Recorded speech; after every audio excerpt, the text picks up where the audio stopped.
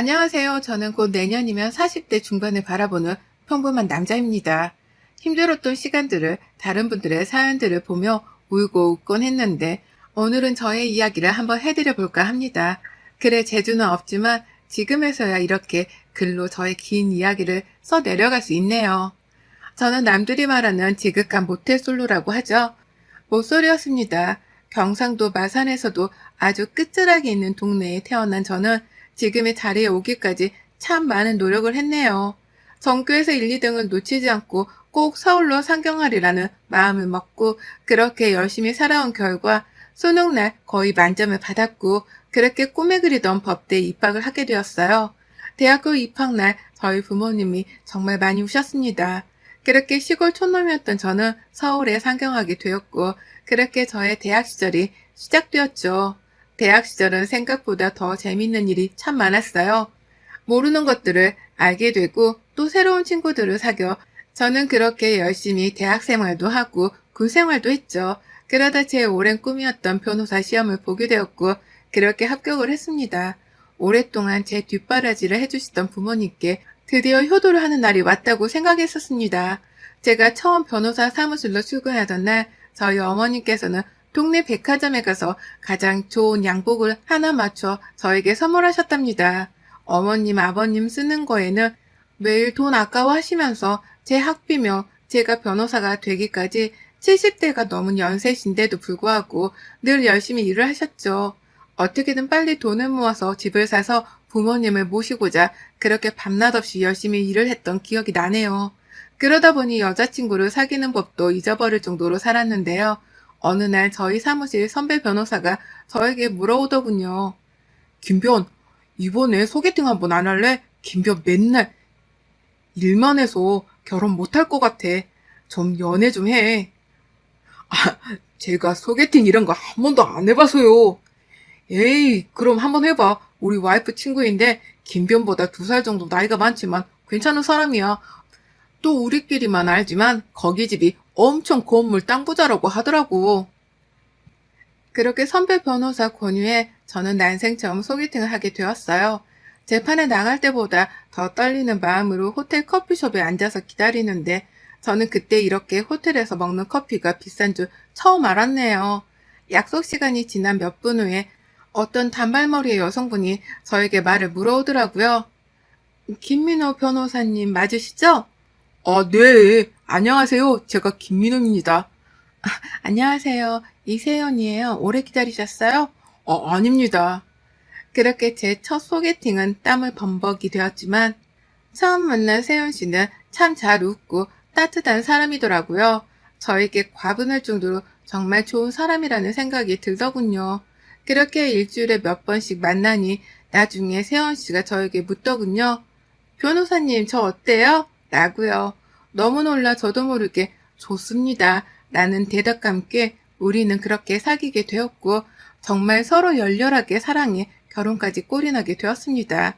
세연 씨네 집에서는 저희 집이 많이 탐탁해 하지 않았지만 세연 씨가 너무 완강하게 나온지라 그렇게 허락을 받고 결혼을 하게 되었습니다. 사회생활을 오래 하지 못했던 저라 열심히 모아둔 돈으로 그렇게 서울의 작은 평수라도 전세라도 얻으려고 열심히 알아보는데 어느 날은 장인어른이 되실 분이 저를 따로 부르더군요. 저를 부른 내용은 서울에 있는 세연씨 명의로 된 아파트가 강남에 있으니 거기에 들어가서 신혼살림을 하라고 하시더군요. 저는 지금 제가 모은 돈과 대출 조금 더 받으면 서울에 아파트 전세를 갈 수 있다고 말씀드려도 세연이 고생시키지 말라고 하시더군요.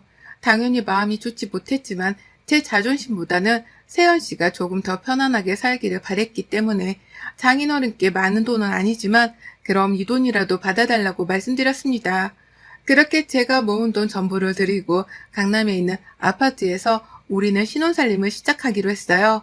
그렇게 결혼을 하고 많은 분들의 축하를 받았지만 한쪽으로는 마음이 참 불편했습니다. 제가 생각한 것보다 세연 씨네 집은 훨씬 더 잘 사는 분들이었고 그에 비해 저희 집은 아버지는 택시기사에 저희 어머니는 작은 식당을 운영하셨거든요. 제 동생은 아직 대학교도 졸업 못한 학생으로 세연 씨네 집에 비하면 저희 집은 정말 한없이 초라해 보였죠. 그럴 때마다 세연 씨는 저에게 늘 저의 마음만 보고 사랑했다고 이야기를 해줬지만 저의 자격지심은 늘 쌓여만 갔어요. 그렇게 결혼 생활을 했고 어느 날은 부모님이 저희 집에 오신다고 하셨던 날이었어요.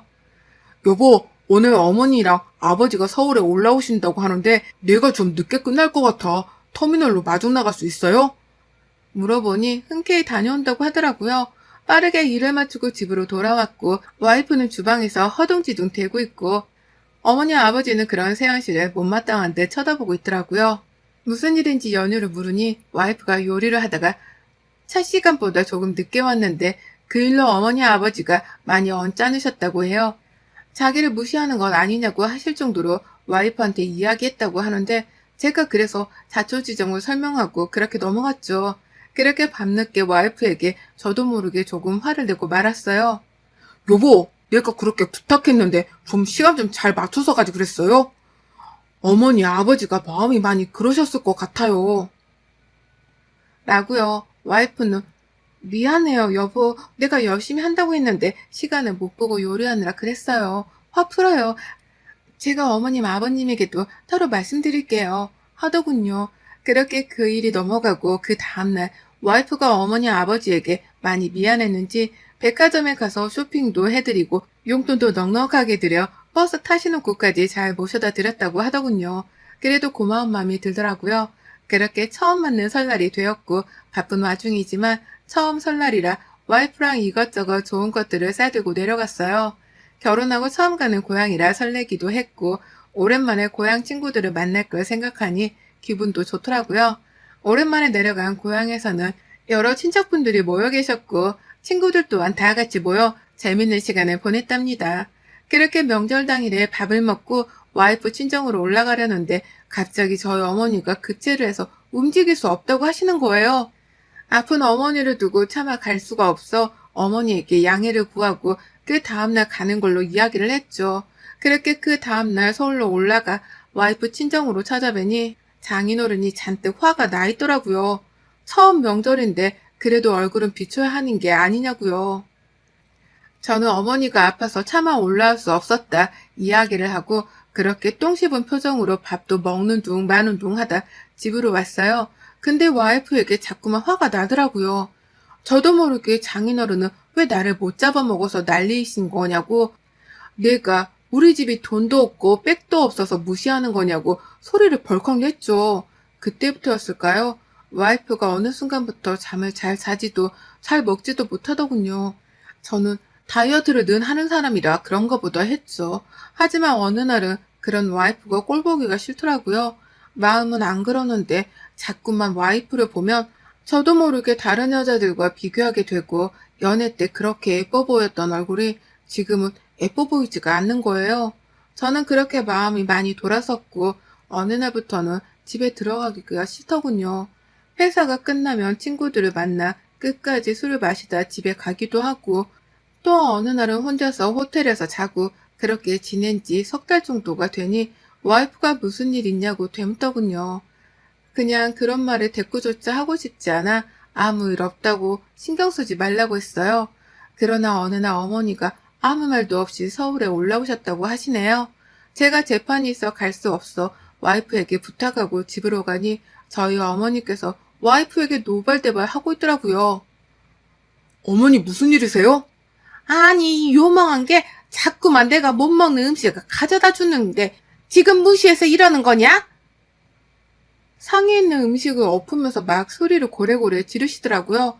와이프는 그런 게 아니라고 그저 울고만 있고 저는 와이프한테 도대체 어머니도 제대로 못 모시고 뭐 하는 거냐고 집에서 매일 빈둥빈둥 놀면서 어머니 비위 한번 못 맞추냐고 소리치고 어머니랑 저는 밖으로 나왔어요.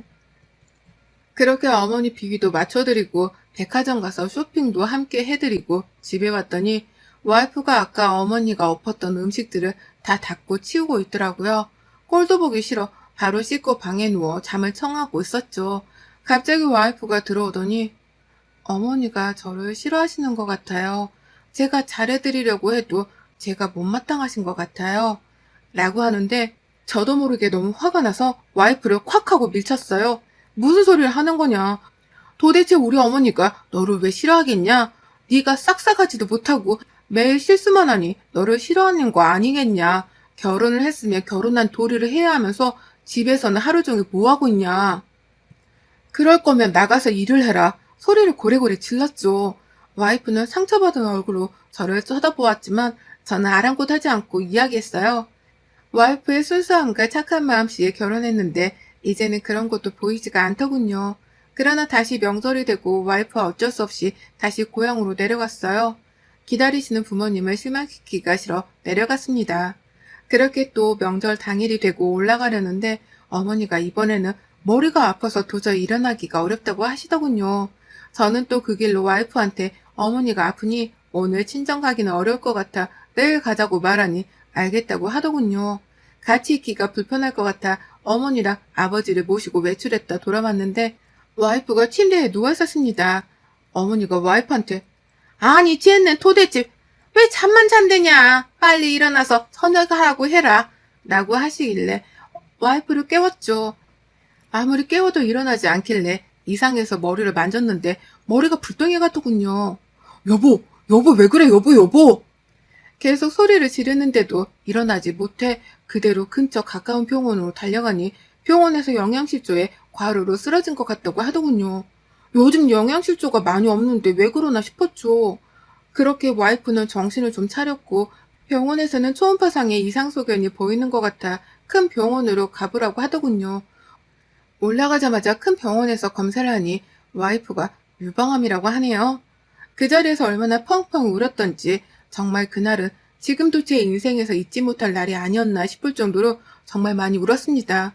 와이프는 괜찮다며 저에게 수술하면 나을 거니 걱정하지 말라고 말을 하지만 저는 와이프에게 아무 말도 할 수가 없었어요.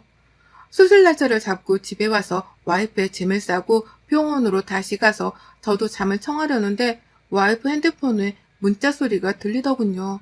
원래 핸드폰을 잘 보지는 않지만 그날따라 꼭 와이프 핸드폰을 보고 싶더군요.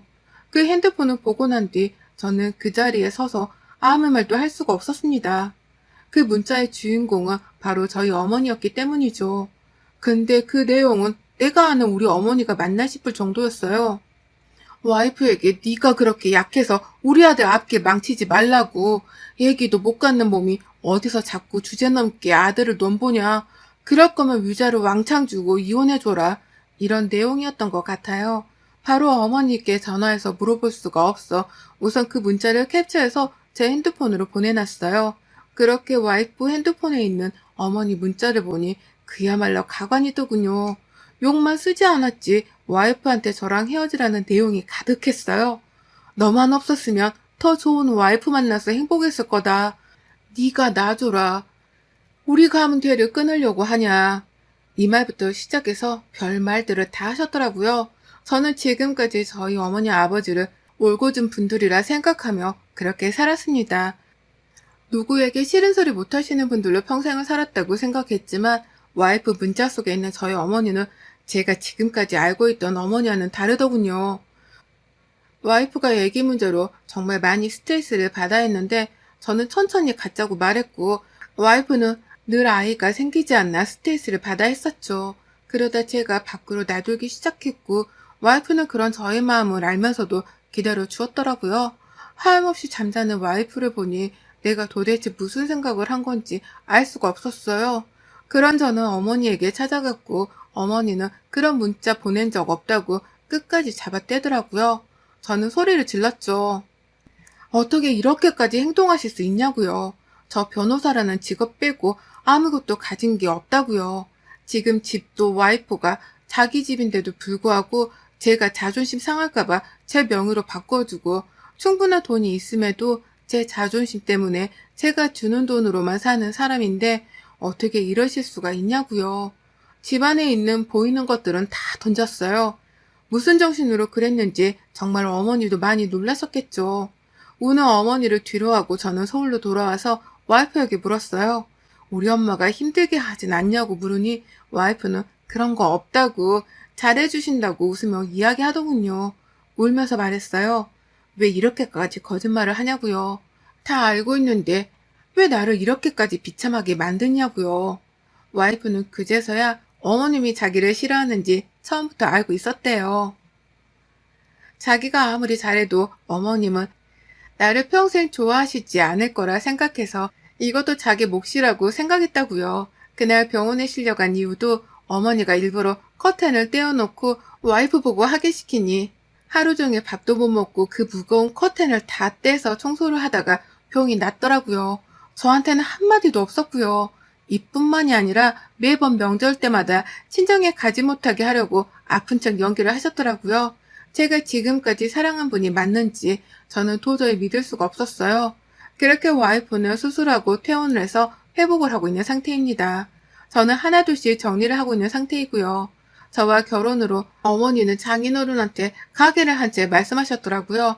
저희 와이프에 비하면 저는 변호사인데 지금 와이프랑 결혼 안 하면 그쪽 집안보다 난다긴다 하는 사람들이 중매 서주려고 난리를 한다고요. 그러니까 이 정도면 우리 아들이랑 결혼하는 것 치고는 싼 가격이 아니었냐고 하셨다고 하시네요. 장인어른은 할 말이 없으셨지만 자기 딸이 너무 사랑하는 사람이 부모님이라 가게를 차려주셨다고 합니다. 저한테는 말씀을 안 하셨더라고요. 다시 고향으로 가 장인어른이 차려준 가게는 정리를 싹 했습니다. 어머니는 울며 불며 열심히 뒷바라지하고 지금 하는 게 고작 이거냐면서 난리를 치셨지만 제가 어떻게 아들 가지고 장사를 하실 수 있냐고 고래고래 소리를 질렀어요. 사랑해서 결혼했는데 어머니는 자식을 가지고 장사한 거밖에 더 되냐고요. 이제 더 이상 와이프 친정에서 도와주는 일이 없을 거고 저도 마찬가지라고 알아서 사시라고 돌아가시기 전에 한번 뵈러 오겠다고 하고 그러게 저는 집을 나왔어요. 나오면서 정말 많이 가슴을 치고 울었지만 후회는 하지 않았어요. 지금까지 장인어른이 왜 저를 좋게 보지 못했는지 와이프가 왜 매일 밥도 못 먹고 잠도 못 잤는지 이제야 알 것 같더군요. 저만 까마득히 모르고 있었어요. 열심히 공부하고 이 자리까지 왔다고 생각했지만 저는 와이프 하나도 제대로 챙기지 못하는 무능한 남편이었습니다. 가게 정리하고 난 돈을 장인어른께 다시 돌려드렸습니다. 무릎까지 꿇고요. 부모님을 대신해 제가 정말 죄송하다고요. 장인어른은 일어나라고 자기 탓이 아니지 않냐고 하셨지만 저는 차마 아무 말도 하지 못했죠. 그렇게 폭풍 같던 시간들이 흐르고 와이프의 회복도 차차 되어가고 있네요. 그 회복 속에서 저는 지금까지 제가 잘못했던 저희 부모님이 잘못했던 일들을 생각하면서 용서를 구하고 있습니다. 어머니 아버지는 매일매일 저랑 와이프에게 전화가 오지만 저는 차단을 한 상태이고 와이프는 그렇게까지 하고 싶지는 않다고 했지만 와이프 전화번호는 제가 바꿔놨습니다. 제가 생활비를 끊으니 전화를 하시는 것 같지만 저는 더 이상 생활비랑 지원을 할 생각이 없습니다. 제가 모은 돈은 장인어른이 돌려주신 상태라 그 돈은 동생에게 줬습니다. 부모님의 마지막 노후를 위해 제가 해줄 수 있는 마지막이라고 전해달라고 했네요. 지금까지 제가 공부하면서 뒷바라지만 한 값이라고 생각하기를 바란다면서요. 남들은 저에게 그럽디다. 그래도 아무리 자기 부모인데 저렇게까지 등지고 살고 싶냐고요. 모질다고요. 물론 모질고 독할 수 있습니다. 하지만 제가 지금까지 살아온 세상에서는 저는 늘 옳아야 한다고 생각했습니다. 그 옳아야 하는 마음속에서 와이프를 만나면서 저도 모르는 자격지심이 생겼겠죠. 와이프의 그 넓은 마음이 그 여유와 배려심이 저를 늘 초라하게 만드는 것 같았습니다. 어머니 아버지가 아닌 사실 제가 더 나쁜 놈이 아니었나 싶을 정도로 저는 참 모질었던 놈이었죠. 저는 와이프가 회복하고 다시 잘 살아가는 모습을 보며 떠날 생각입니다. 아직 와이프를 많이 사랑하고 와이프도 절 많이 사랑한다지만 지금까지 저와 제 가족이 준 상처를 아마 와이프는 평생 잊지 못할 거라 생각합니다. 그리고 어머니 아버지에게 가장 큰 복수는 제가 철저한 혼자가 되는 것이라고 생각합니다. 지금 하루하루 다시 와이프와 연애하는 마음으로 살아가고 있습니다. 회사가 끝나자마자 퇴근을 하면 아직 아픈 몸이지만 저를 배웅하러 나오는 와이프만 보면 늘 마음 한켠이 아려옵니다. 곧 이별을 해야겠지만 그날까지는 지금까지 제가 상처 주었던 일들을 정말 조금이라도 아주 조금이라도 만회하는 마음으로 살고 있습니다. 부모님은 이제야 포기하셨는지 저에게 더 이상 전화를 하지 않으세요. 아마 돈을 받으셔서 그러시겠죠. 그래서 한동안은 조용하실 것 같네요. 살면서 가장 존경하는 사람이 저희 부모님이었는데 저는 그런 부모님의 실체를 이제서야 알게 되었습니다. 그 실체를 안 이상 더 이상 부모님을 보지 않는 게 맞다고 생각이 들었습니다. 남들은 불효라고 할지 몰라도 저는 와이프에게 속지 않은 마음으로 살아가도록 하겠습니다. 쌀쌀한 날씨 여러분들도 아무쪼록 감기 조심하세요. 여러분의 생각은 댓글로 남겨주세요. 오늘도 시청해주셔서 정말 감사합니다.